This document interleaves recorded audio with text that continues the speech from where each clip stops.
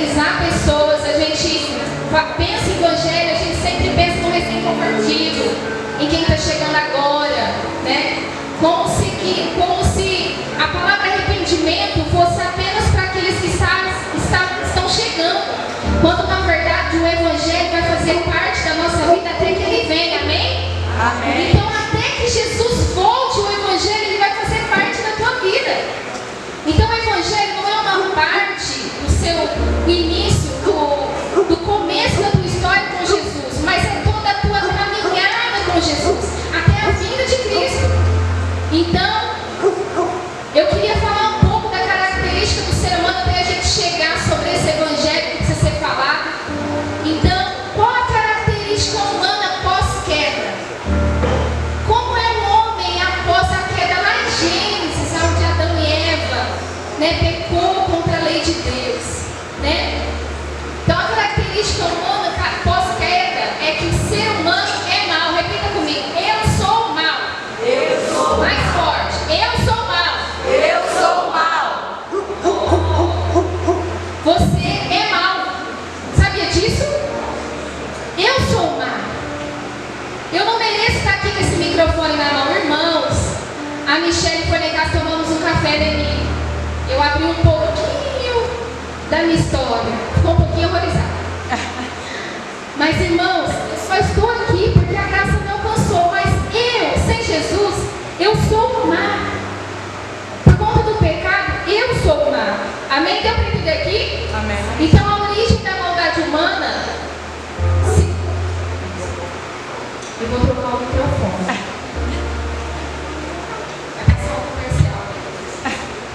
Voltei, gente. Então, a origem do homem ser mau se deu na queda, lá no jardim, lá atrás. Mas por que devemos ser punidos por um pecado que a gente não cometeu? Você já pensou? Eu já pensei. Já pensou sim? Sim ou não? Sim. Por que eu tenho que pagar o pecado de uma coisa que eu nem fiz? Eu nem estava lá, eu nem existia. Quantas vezes eu me perguntei: meu Deus, como eles foram burros? Eu nunca faria isso. Já pensou assim? Vamos desenrolar. Então, por que devemos ser punidos se a gente não cometeu tal pecado? Adão é colocado no jardim como representante de toda a raça humana. O melhor que Deus poderia colocar ali, para que pudesse resistir ao apelo do pecado. Às vezes você olha para Adão e Eva, tem vários memes no Instagram, e quando a gente encontrar com Eva, a gente vai dar um soco nela. Eu sei que você queria fazer isso. Mas se eu disser para você que eles foram o melhor da criação, o melhor que poderia ser criado por Deus para resistir ao pecado, você acredita? Pois bem. Então, quando Adão cai, quando ele caiu lá em Gênesis, ele comprova que nem o melhor de nós seria capaz de resistir ao pecado. Mas Deus, em sua soberania, havia feito provisão para o nosso perdão e reconciliação. Amém? Amém. O plano de salvação já estava pronto antes da criação de tudo. Vou dizer uma coisa para vocês. Quando a gente pensa em Gênesis, a gente pensa assim na história de Adão e Eva, uma história que deu errado. Não parece? Que Deus fez um projeto, e esse projeto foi um projeto muito ruim. E que ele tinha escrito ali com tanta perfeição, tanto amor, para chegar no final dar tudo errado e depois continuar dando errado. E continua dando errado, mas amém. Mas foi isso que eu quero falar.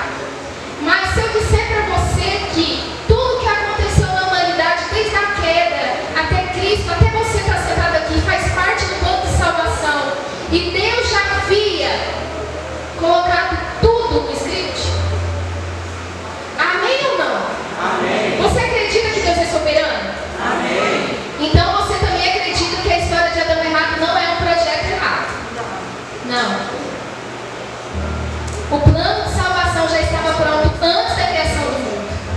Você tem noção que Deus ele já te chamava antes de dizer haja luz? Tem noção disso? Que antes de todas as coisas, antes do seu erro, antes do meu erro, antes da gente cair, Jesus ele já nos amava, ele já tinha um propósito para nós. O que o diabo quer que você pense é que existe uma falha humana, existe uma falha no nosso Deus. E ao contrário, a falha humana é o fruto do ser humano, porque o nosso Deus é soberano, Ele é perfeito em tudo que faz. Amém? Amém. Então vamos prosseguir. Então, disso tudo, né? Vamos lá, para cima. Você precisa olhar para Adão e se identificar com ele. Amém? Amém. Parou, glória a Deus, né, irmãos? É porque a gente não está falando de José, do Egito, governador. A gente sempre quer se identificar com os heróis da fé.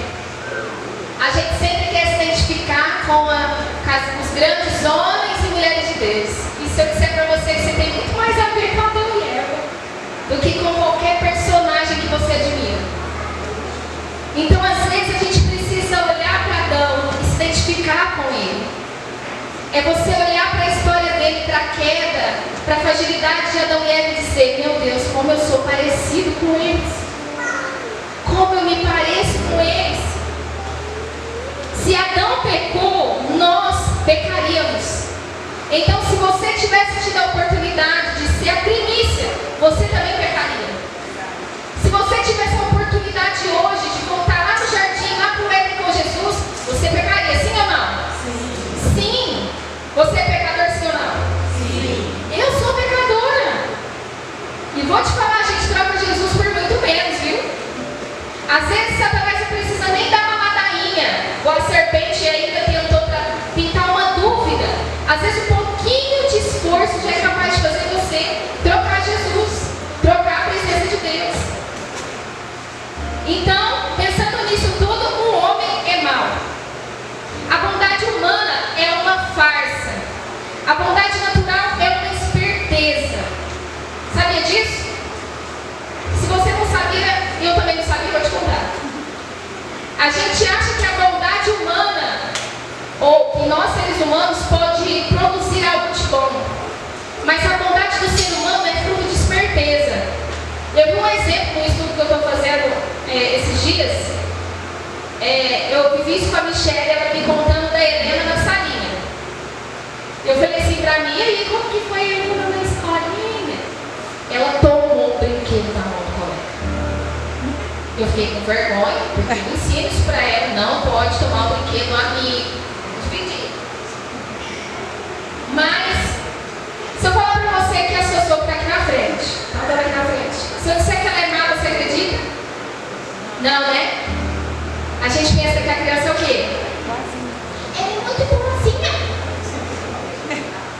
Mas desde o ventre, infelizmente, nascemos em pecado.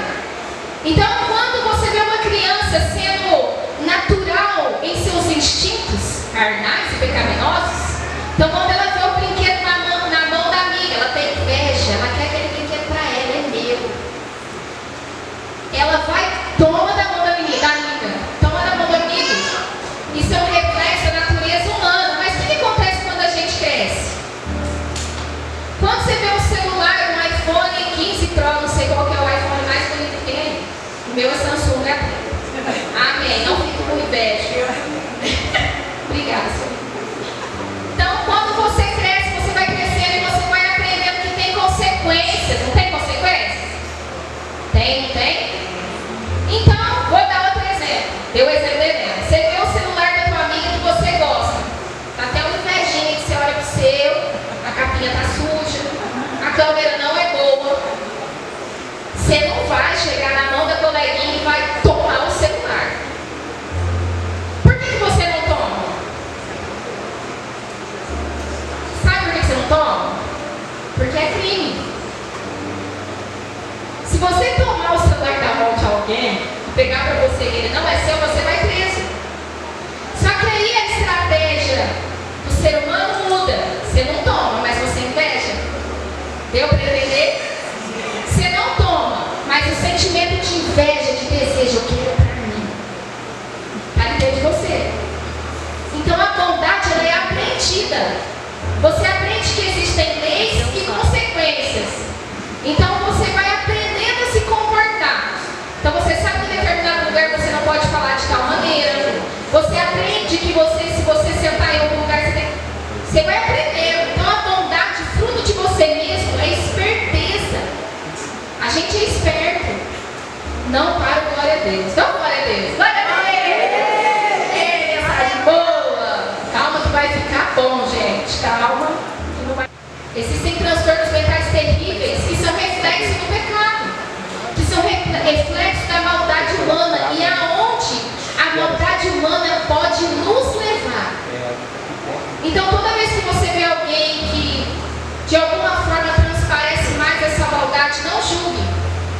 Porque a diferença de você para outro pecador é que existem pecados que foram expostos, mas pode ser que o seu não tenha sido. Então, todos que estão aqui, inclusive eu, somos maus. Até aqui deu para entender, né? Então, compreender que o homem mau é o que estabelece a necessidade do Evangelho. Glória a Deus. Então, entender que o homem é mau traz para nós a necessidade que eu preciso do Evangelho de Cristo. Eu preciso de um Salvador. Eu preciso de alguém que vai remir, que vai limpar, que vai colocar todas as coisas em perfeita ordem. Amém? Glória a Deus, nós estamos chegando na parte boa, gente. Fica comigo. Então, Deus, quando mandou a sua lei, quem lembra de Moisés? Amém. Em nome de Jesus, irmão. Você da escola bíblica dominical, levanta a mão, você que lembra de Moisés. Ai, estava com medo. Você lembra quando ele vai e ele faz as leis? Sim ou não? Sim. Então Deus, quando ele mandou sua lei, a fez com o objetivo de mostrar ao homem, fazer-o perceber a altura do padrão de Deus, chegando à conclusão de que eu não consigo fazer isso. Parou para pensar nisso? Por que Deus, ele criou a lei de Deus? Você já parou alguma vez para pensar nisso? Sim ou não? Sangue de Jesus tem poder. Era só para ver se vocês estavam prestando atenção. Então Deus, quando ele cria a sua lei e ele mostra ao homem, você sabia que Deus é didático? Sabia disso? Deus é didático. Somos criaturas, é como a Helena. Somos como a Helena é para mim, para Deus. Deus é didático. Ele entende que muitas das vezes ele vai ter que descer assim na nossa altura para falar de uma maneira que a gente entenda. Então, quando ele criou a lei e ele estabeleceu, ele mostrou, olha, esse aqui é o padrão eterno. Esse é o padrão que eu criei você para viver. O original. Antes do pecado. Esse é o padrão. Esse é o padrão. Só que aí acontece algo muito divertido. Que aí a gente olha o padrão de Deus e a gente pensa o quê? Eu não consigo. Eu não consigo fazer. Eu não consigo obedecer.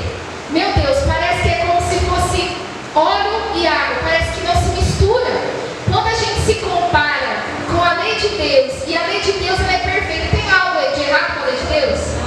A lei de Deus ela é perfeita. Originalmente, olha, eu falei isso aí, era para ser assim, era como se eu dissesse, olha, era para ser dessa forma, é para vocês verem assim, só que por conta do pecado, por conta da impureza, por conta da queda, vocês não conseguem viver dessa maneira, é como se Deus olhasse, tá vendo? Sabe quando você está na aula, no meio de uma prova ali, aí você fala assim para a professora assim, não, eu não estou conseguindo resolver essa conta. Ela não te dá a resposta. Ela fala assim, ó, lembra do algarismo, não sei das plantas, X. Aí ela te olha com aquele olhar e sai. Quando Deus fez a lei, ele fez isso com a gente. Ele meio que, olha, para pensar. Então chegamos à conclusão de que não conseguimos obedecer a lei de Deus. Mas vamos para a Bíblia ouvir um pouco mais sobre nós, Eclesiastes 7:20, para não ficar só nas minhas palavras. Eu só dei a introdução, irmão. Mas vai ser breve, tá? Tá bom. Eclesiastes 7:20.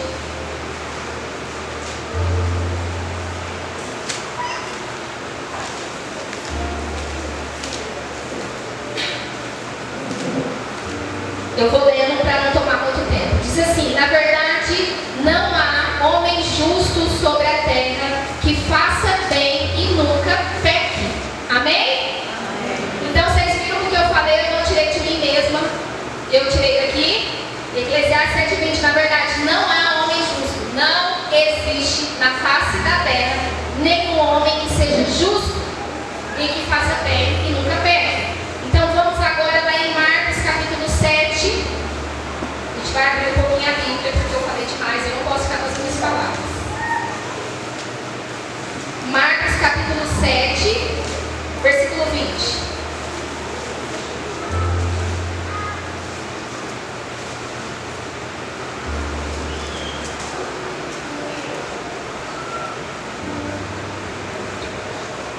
E dizia: o que sai do homem, isso é, que contamina o homem, porque do interior do coração dos homens saem os maus pensamentos, os adultérios, as prostituições, os homicídios, os furtos, a avareza, as maldades, o engano, a dissolução, a inveja, a blasfêmia, a soberba, a loucura. Todos esses males procedem de dentro e contaminam o homem. É muita coisa, não é? Para pensar tudo isso que tem dentro de você. Santos tem poder, não é mesmo? Mas vamos pensar aqui, vamos pensar. 1 João, capítulo 1, versículo 8.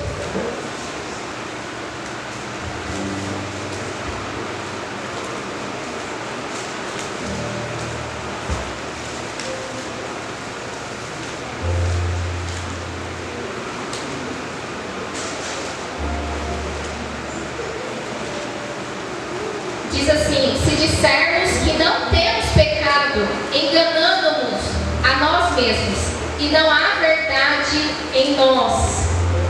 Se confessarmos os nossos pecados, Ele é fiel e justo para nos perdoar os pecados e nos purificar de toda injustiça. Se dissermos que não pecamos, fazemos-nos de mentiroso, e a sua palavra não está em nós. Amém? Então, esse versículo aqui, só para não ficar apenas nas minhas palavras.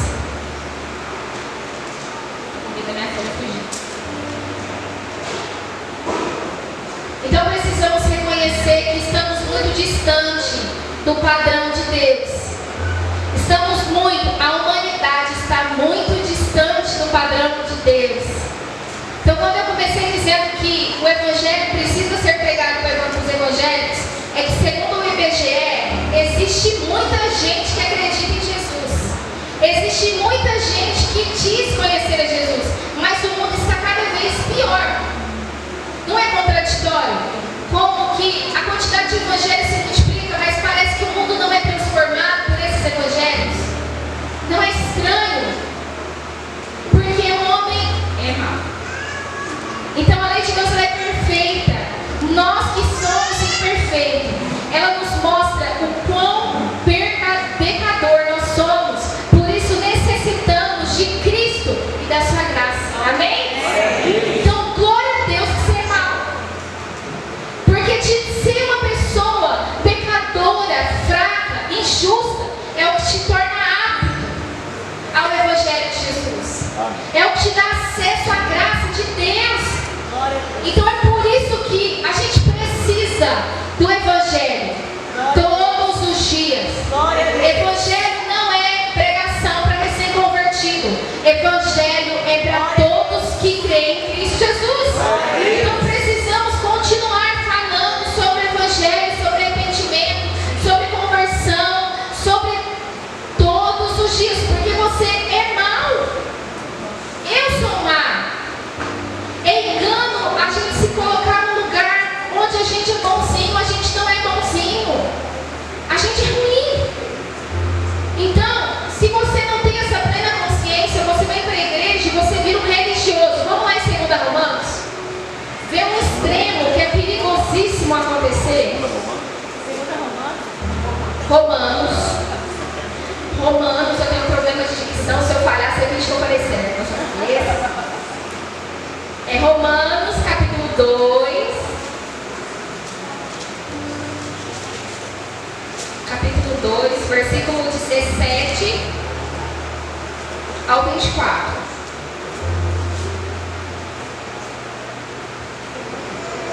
Todo mundo achou? Amém. Amém. Amém para mim também. Eis que tu, que tens sobrenome judeu. Agora a gente vai trocar a palavra judeu. Vamos trazer a mensagem para nós como igreja. Amém? Então, eis que tu que tens por sobrenome evangélico e repousas na lei e te glorias em Deus e sabes a sua vontade e aprovas as coisas excelentes, sendo instruído por leis e confias que és guia do cego, luz dos que são em trevas, instruidor dos nessos, mestre das crianças, que tens a forma da ciência e da verdade da lei. Tu, pois, que ensinas a outro, não te ensinas a ti mesmo? Tu que pregas que não deves furtar, furtas? Tu que dizes que não se deve adulterar, adulteras? Tu que abomina os ídolos, comete sacrilégio? Tu que te glorias na lei, desonra a Deus pela transgressão da lei. Porque como está escrito, o nome de Deus é blasfemado entre os gentios por causa de vós. Porque a circuncisão é na verdade proveitosa, se tu guardares a lei. Mas se tu és transgressor da lei, a tua incircuncisão se torna incircuncisão. Amém? Olha só o perigo da religiosidade. A gente externamente, a gente transmite para as pessoas, lembra que a bondade é fruto de esperteza, a bondade humana? A gente começa a transmitir para as pessoas, e era isso que Paulo estava confrontando os judeus, por conta da religiosidade. Eles batiam muito no peito, eles guardavam a lei de Deus, mas cometiam atrocidades. Porque quando você não tem consciência de que você é um pecador, que você necessita da graça de Deus, você se torna um religioso. Então, você, para as pessoas, você prega, você briga, você defende, mas lá dentro, lá no fundo, por conta dessa capa, por conta do externo, você não reconhece que precisa depender da lei do Senhor, da graça do Senhor. Você não reconhece o quão pecador você também pode ser. Isso é muito grave, igreja. Os seres humanos estão cometendo prostituição dentro de suas casas, em seus quartos, escondidos. Para pensar nisso. Ninguém quer confessar inveja, porque é horrível. Não é horrível? Mas eu falo para vocês, muitos de nós já sentiram ou sente inveja. Então vamos continuar. Vamos falar das boas novas, porque falar sobre nós é muito ruim, é deprimente. Então vamos falar sobre Cristo. Amém? Amém. 1 Marcos. Eu pulei para outro versículo. Calma, gente. É porque eu coloquei primeiro na frente do Marcos. Mas não é 1 Marcos, é para me lembrar que tem o 2 ali embaixo. Então é Marcos, não é 1 Marcos. Gente, desculpa, pastor. Ele vai me chamar para salinha, uma coisa para mim.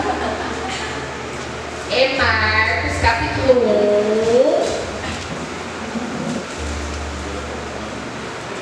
Agora até eu não estou achando mais. Versículo 14, versículo 15.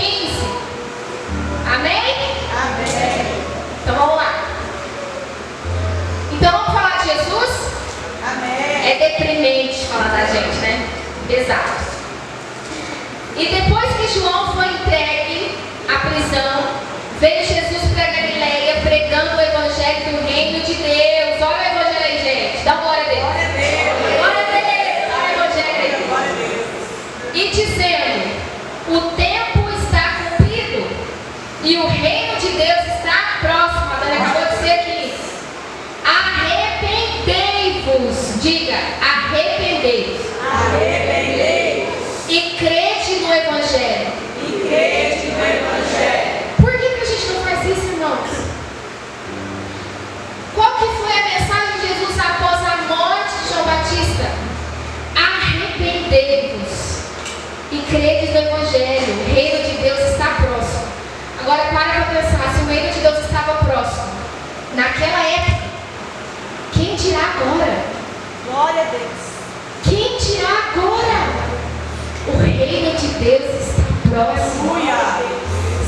viver o reino de Deus, se arrependa.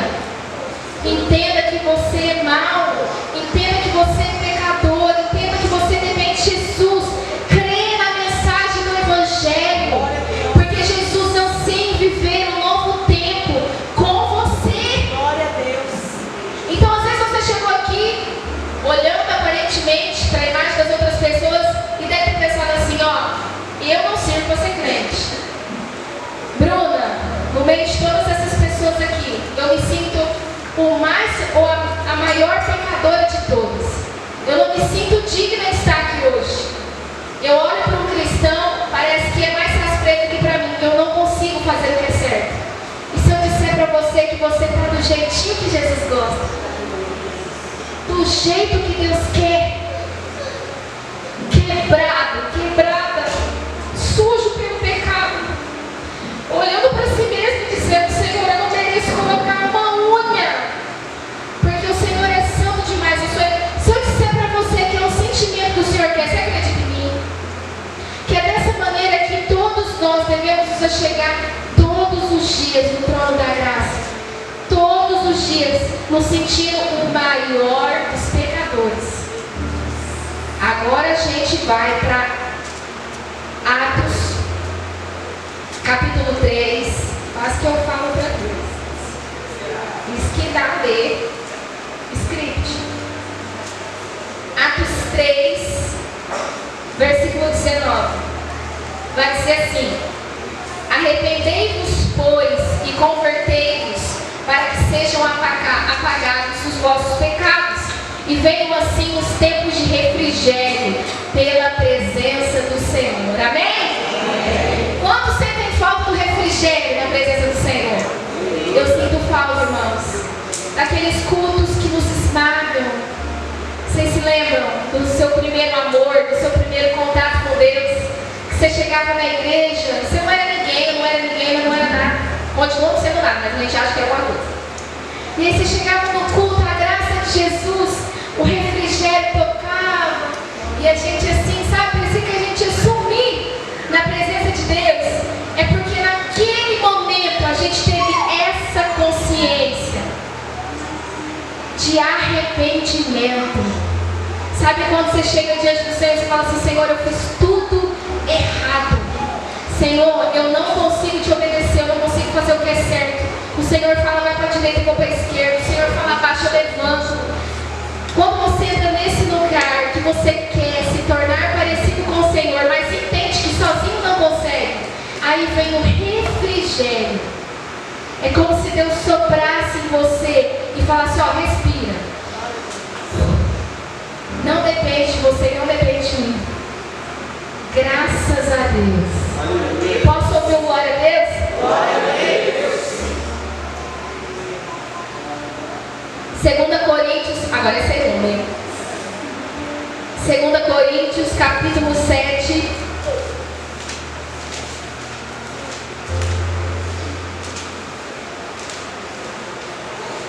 Versículo 10.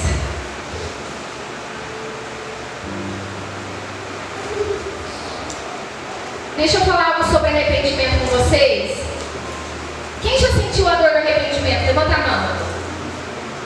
Não é aquela dor que você sente uma vez e você não quer sentir nunca mais. A dor do arrependimento ela é diferente do remorso. Por quê? O remorso, você dá aquela choradinha. Só que amanhã, você esquece. Você volta a pecar de novo.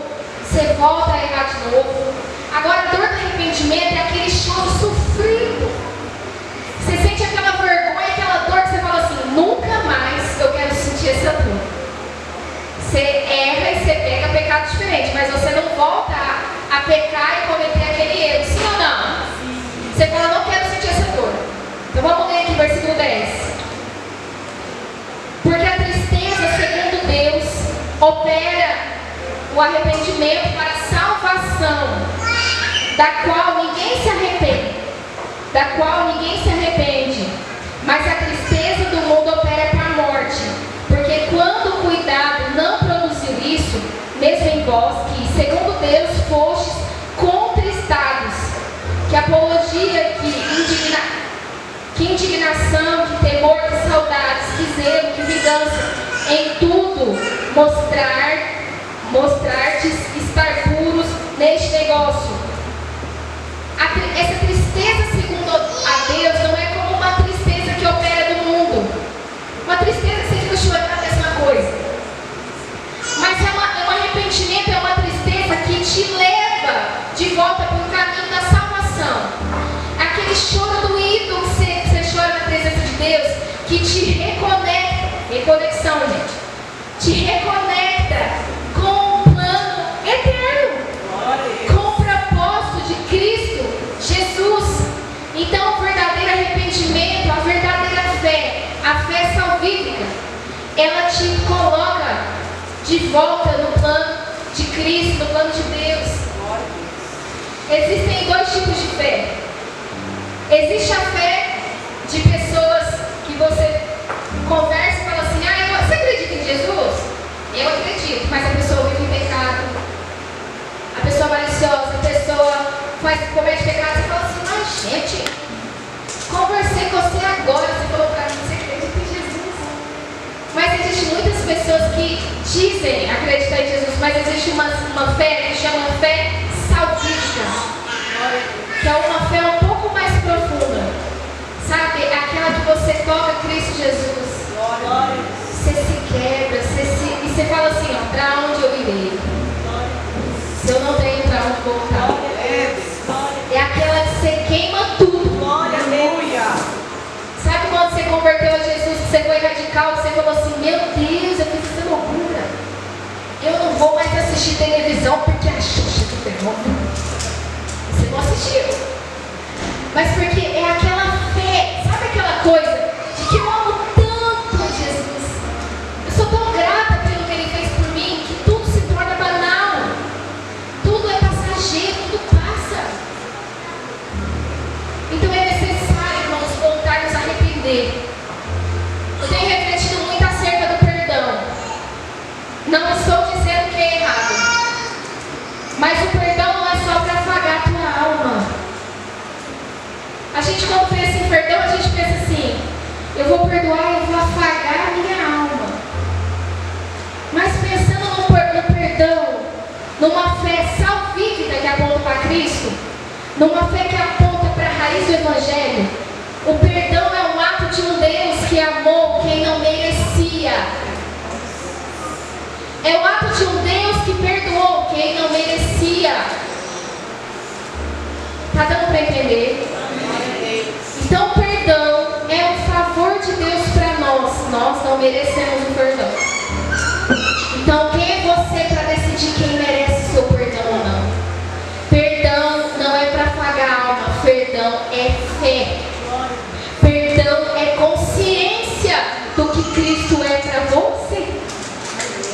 Então, quando você entende que você é mau e alguém pisa no teu pé, a primeira reação que você fala: rapaz, eu me Helena, eu vou pegar você, né? Mas quando você tem consciência que você é mau, e aí você olha para dentro de você e você fala: nossa, mas eu sou pior que ela. Eu fiz coisa pior que ela fez comigo. E Jesus me perdoou, então eu te perdoo mesmo. Eu vou te bater na saída. Então, perdão, gente, é muito mais que afagar a alma. Perdão é ato de fé. Aponta para Cristo. Todos nós estamos aqui e recebemos o perdão de Deus imerecidamente. Glória a Deus. Que Deus não olhou para você e disse: eu vou te perdoar porque você merece. Porque senão, eu não estava ali em cima, não. Porque eu não merecia. Você não merecia. Então, quando você olhar para alguém, entenda que perdão é fé. Perdão é devolver ao outro o que você ganha todos os dias. Aleluia. Todos os dias. Aleluia, Deus. Amém? Amém. Na psicologia, já estou finalizando. Na psicologia, o narcisismo não tem cura. Sabe por que não tem? Porque para o narcisista ele é perfeito. A mente do narcisista, ele não erra. Ele é incrível, ele é bom, ele não faz nada para ninguém. Tudo que ele faz é melhor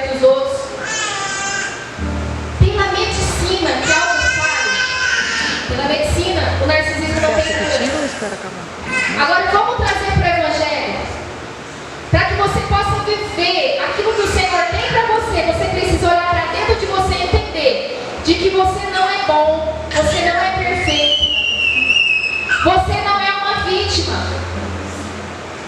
Você é alguém que precisa do perdão, do amor e da graça de Jesus. A partir desse momento, Jesus pode transformar você e a sua história. Muitas das batalhas espirituais que você está vivendo hoje, muito do que você está passando é porque você não entendeu isso. Porque você precisa da graça e do amor de Jesus. Amém? Amém. Então você quer o refrigério? Amém. Amém? Você quer voltar a sentir Jesus esmagar você?